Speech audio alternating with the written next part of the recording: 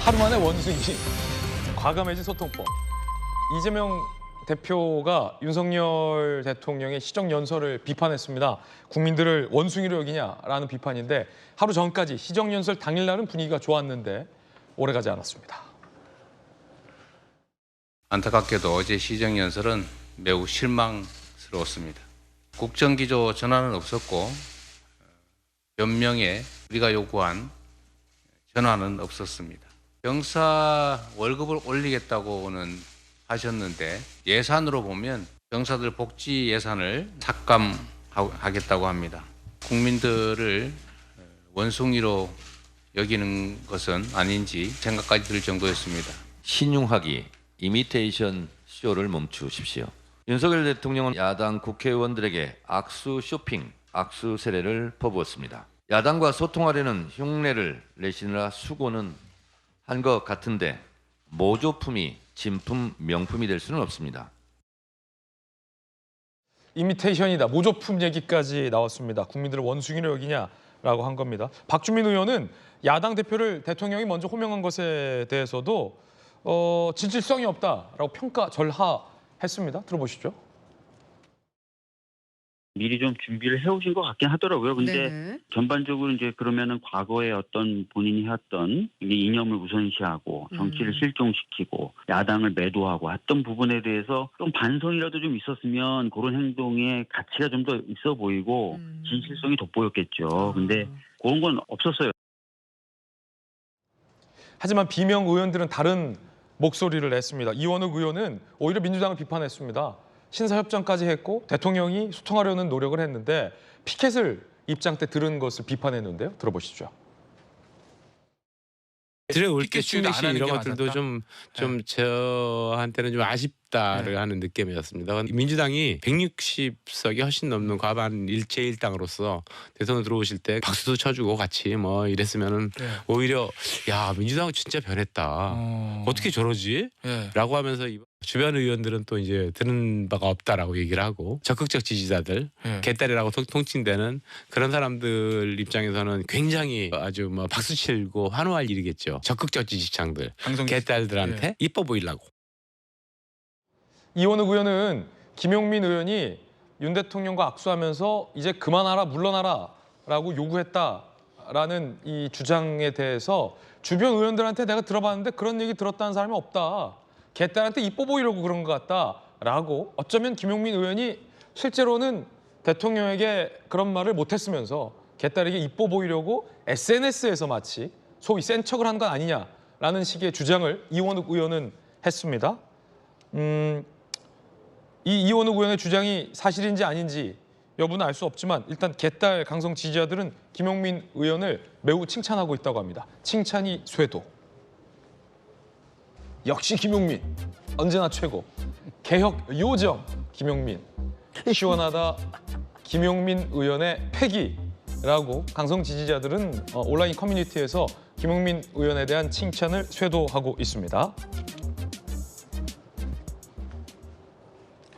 자, 그럼 적어도 이제 개딸들이 이뻐하는 것과 관련된 이원욱 의원의 분석은 맞았는데 실제로 주변에 들은 사람이 없다. 이원욱 의원은 이렇게 얘기를 했습니다. 김용민 의원이 대통령에게 그런 말을 했는지 이제 그만하고 내려와라. 이 결례 논란도 불거졌었는데 김용민 의원 본인 주장은 실제로 내가 말했다라는 겁니다. 미쳤다고 내가 안 한 말을 했다고 할까. 언론이 참 특이하다 라면서 난 진짜 대통령에게 그만하고 내려와라 라고 얘기했다는 겁니다. 평상시에 내가 늘 하던 얘기고 이태원 참사, 후쿠시마 원전 문제 등의 복합적인 의미다 라는 겁니다. 김용민 의원 자리가 이제 앞자리, 검은 마스크를 쓰고 있어서 저희가 영상으로 좀 판독을 해보려고 수차례 시도를 했습니다. 그런데 마스크를 쓰고 있어서 자 얘기를 했는지 여부가 확인이 안 돼. 비디오 판독을 좀 저희가 해보면 자, VAR이죠. 다른 각도로 좀 한번 보시죠. 근데 얼굴은 웃고 있는 얼굴인 것 같은데. 눈은 웃고 있는데 자 이렇게. 근데 김용민 의원이 그 웃는 인상이긴 해요.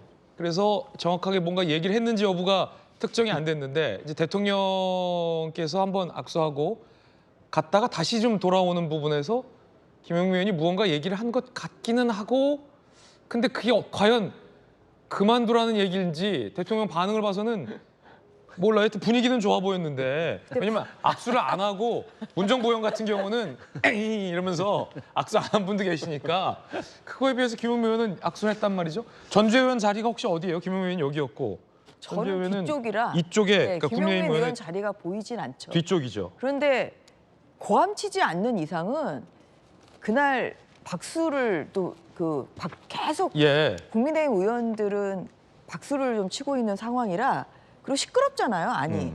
그래서 당연히 주위에 있는 의원들조차 들리지 않았겠죠. 마스크까지 쓰고 있으니까요. 했어도 박수 네. 때문에 안 들렸을 근데 거다. 그리고 그럼 대통령도 못 아니, 들었겠네요?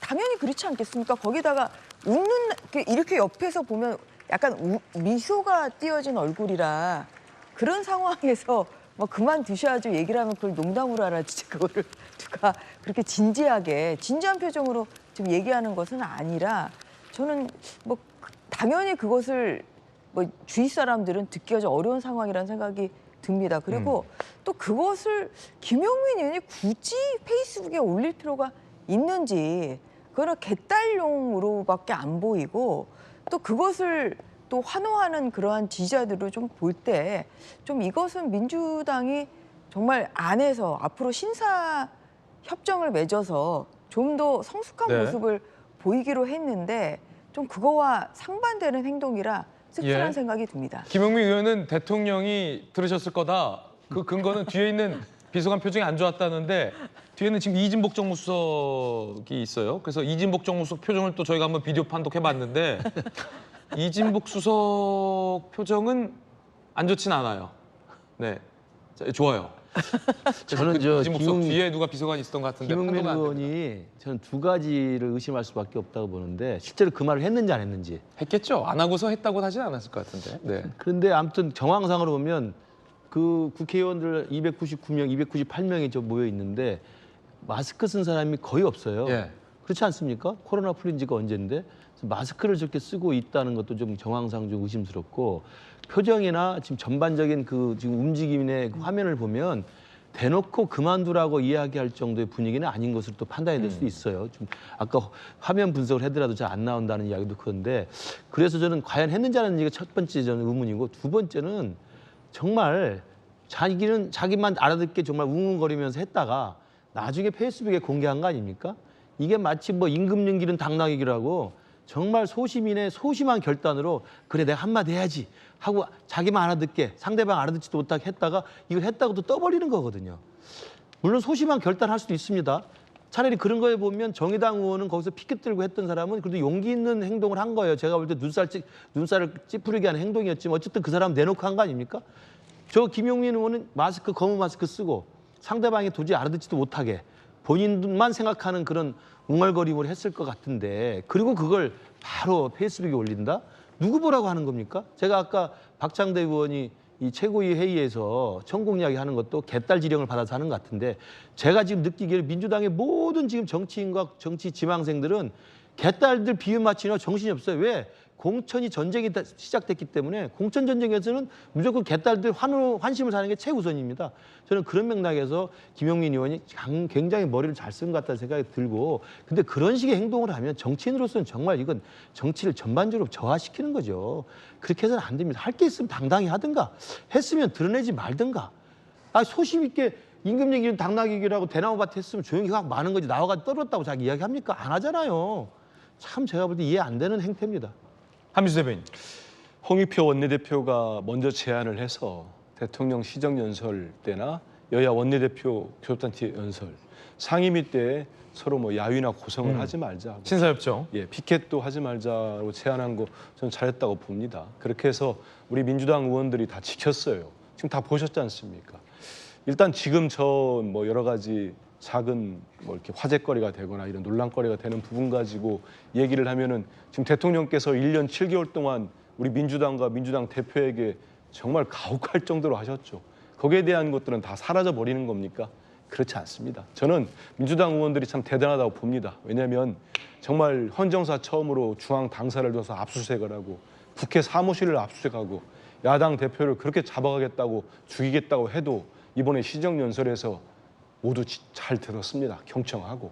그런 부분 또 평가받을 부분 있지 않겠습니까? 예. 그리고 바깥에서 침묵으로 국정 기조를 바꿔주고 민생에 더 챙겨주십시오. 이런 얘기하는것까지 야당은 하면 안 됩니까? 저는 그건 아니라고 보고요. 그리고 그 개혁의 딸들을 줄여서 개딸이라고 해서 민주당의 열성적인 지지자들이 있는데 너무 이렇게 과도하게 비판하지 마십시오.